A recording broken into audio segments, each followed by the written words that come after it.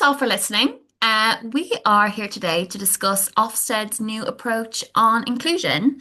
I'm joined today by Kiran Gill, which is my CEO of The Difference, and former teacher and member of the Ofsted Advisory Group on Inclusion, as well as Jamie Rogers, our Director of Programmes and former head teacher. For those that don't know me, I'm Cristin O'Brien. I lead on the policy work here at The Difference. But prior to this, actually, for a short stint, I was at Ofsted on one of their policy teams. So, my first question is for Kiran. So, Kiran, can you tell me more about Ofsted's approach to inclusion and your perspective as a former teacher and also as in your advisory role to Ofsted on the Inclusion Advisory Group? Thanks, Christine. Yeah, so I was really lucky to be on Ofsted Advisory Group to define inclusion. And I think what's really clear about the new definition for the framework is actually not just necessarily for known groups, but for all students. It talks in the framework about school leaders being aware of who might have threats to their well-being or safety. And I think that's really important because if we start to think only about children in groups that we know, say, for instance, those who are known to be on pupil premium or those who are known to have special educational needs, then that can inadvertently lead us to overlook young people who are facing vulnerability but are flying under the radar. And children interacting with social services, and especially those historically interacting with social services, have typically been a group that are sometimes interacting under the radar, and they're school leaders, we don't always know them. So it's the case that when I was a teacher, I had my register and I could see those young people who were SEN or pupil premium, but I wouldn't necessarily know who might have had a social worker in the last, say, 6 years. The reason that's so important is the data shows that those young people's vulnerabilities continue even after they've had a social worker. So when I worked for the Timpson Review on school exclusion, we found that those young people who'd historically had a social worker were still more likely to be suspended than their peers. And when the DfE did a big children in need review, they found that young people who had previously had a social worker still had poorer outcomes up to 6 years after they'd had a social worker. So I'm really excited because I felt as though those young people were likely to be too invisible in our schools. And now Ofsted's framework names them explicitly in the definition of inclusion. But I should add that there's always young people who might face challenges, bereavement, of course, safeguarding concerns that don't get disclosed. And it's really important that as school leaders, we can, yes, know what we're doing for known and named groups, but also, according to this new definition, make sure that we are using data, being vigilant to work out who might be facing a particular threat to their well-being or learning, regardless of whether they fall into a particular group or have a particular characteristic. Thanks, Kieran. And next question is for Jamie. So, Jamie, I know you're constantly traveling up and down the country, hearing from school leaders and partnering with them to show their effective practice. Can you tell me more about what you're hearing from school leaders about this new Ofsted inspection framework and also how you're advising our partner schools on how to demonstrate what they're doing so well? Thank you, Christine. And I think first and foremost for me, I think one of the kind of key concerns that all schools will be having is the kind of increased workload that this could potentially bring if it was approached in the wrong way. And I think it's quite daunting and intimidating for schools to have a new framework. I heard somebody call it like a Nando's menu of a scorecard that gets thrown in kind of mild, spicy, hot colors in there at school. So obviously, like everything we've been working with and learning from schools, um, essentially starts from a place of thinking about what you already do. And lots of schools will already be doing so much when it comes to inclusion. But what the new framework prompts you to do, prompts schools to think about, how are you communicating that vision across your school? I was talking to a school in the Northeast just last week, actually, and they were saying that actually they think their office staff can articulate what their vision for inclusion is. And where I really welcomed the Ofsted definition for inclusion, the kind of working definition that Kiran was just talking about, I think it's really powerful in that it gets you to think about what does that look like in our school. And it's impossible to think that your staff will be able to remember verbatim the Ofsted definition. So it really forces you to think about what does that look like in our school. So I think the first place for any school to start is by mapping what they already do.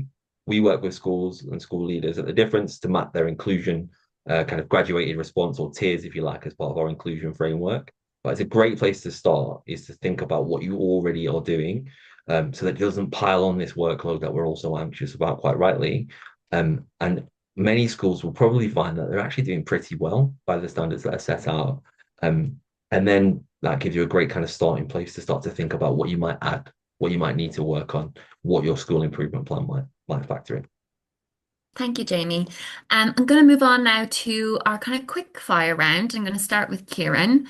And the question is, what's one thing you hope inspectors will keep in mind when they're inspecting inclusion under the new framework? Wow, big question. I think the role of leadership, actually, the difference, really lucky to work with brilliant leaders up and down the country, head teachers, deputy heads, and middle leaders who are focused on inclusion.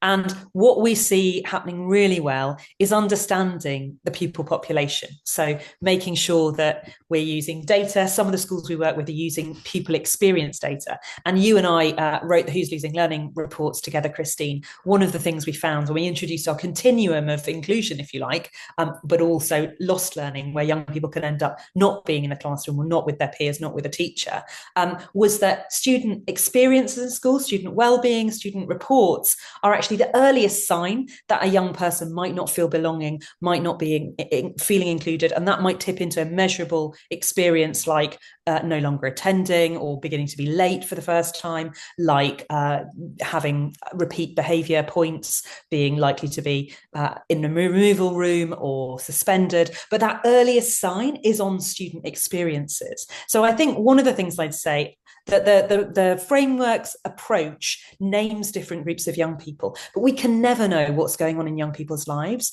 Being a brilliant pastoral leader at whatever level in a school means having some really great data on what is the day-to-day experience of young people so that we can be diagnostic in our approach and actually also really compellingly share a narrative of what we know about the vulnerability in our young people's in the different cohorts for our young people and what we are doing about that in order to continuously improve it and particularly improve how included young people are measurably. That's what we advocate at the difference by being able to stay in lessons with peers and with teachers.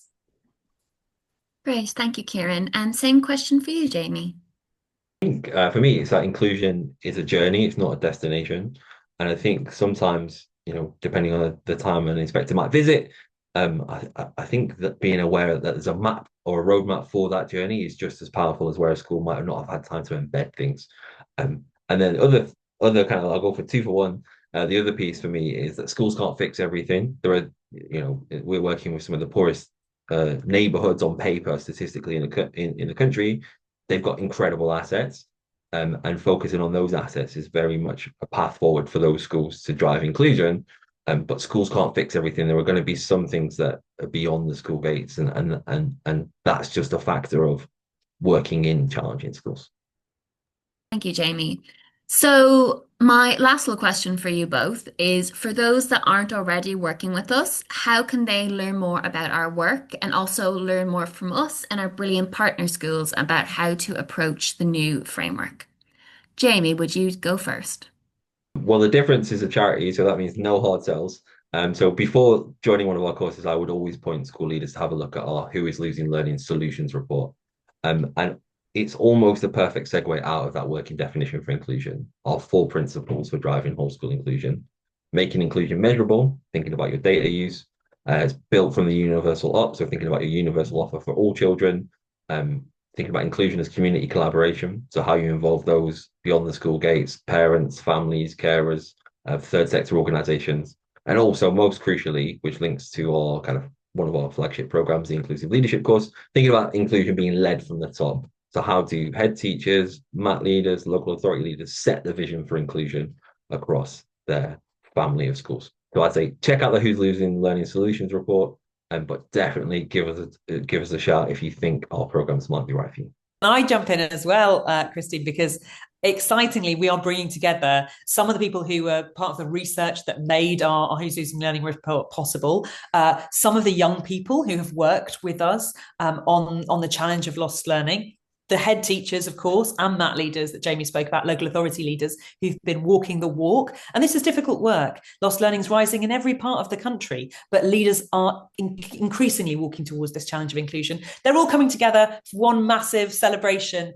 the event Included. It's on the 10th of January, Saturday, and it's going to be really inspiring, I think, as well as informative, lots of takeaways, great networking. But the most important thing is, in the dark of January, to actually, when we're thinking about the new Ofsted framework on the horizon, to actually be in a room with hundreds of other leaders facing the same challenges and sharing the things that make us joyful, make our students successful, and make us want to come to work in the new year. So please, if you are interested, come and find out about Included and join us.